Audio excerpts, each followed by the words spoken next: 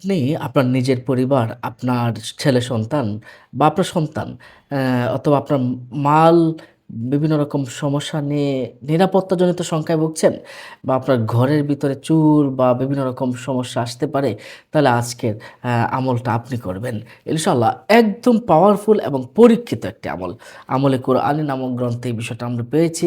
আশরাফ আলী তনবী রহমতুল্লাহ আলাইহ, ইমাম গাজ্জালী রহমতুল্লাহ সহ বিখ্যাত ওলামায়ে কেরাম এই আমলটা করেছেন।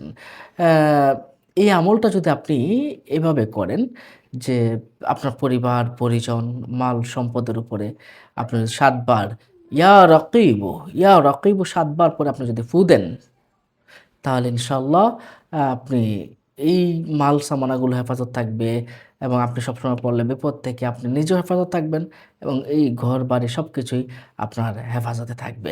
আর চোর ডাকাতের ভয় হয়, মারাত্মক ভয় হচ্ছে আপনার অ্যা ঘুমানোর আগে আপনি ৭ বার পড়বেন, ইয়া রকিবু, ইয়া রকিবু, ইয়া রকিবু। ৭ বার পরে আপনি ঘরের ৪ কোণায় ৪ টা ফু দিবেন। ৪ কোণা পড়ে এভাবে ফু দিবেন। ইনশাআল্লাহ চোর ডাকাত কখনো আপনার ঘরে আসতে পারবে না। প্রতিদিন এই আমলটা করবেন। এছাড়া আপনার সন্তান, আপনার সন্তানকে নিয়ে একটু ভয় হয়, বাইরে যাচ্ছে কোথাও। তো ওই সময় বাইরে যাওয়ার সময় কাঁধে হাত দিয়ে ইয়া রাকিবু, ইয়া রাকিবু ৭ বার পরে আপনি ফু দিয়ে দেন। ইনশাআল্লাহ সে পরিপূর্ণ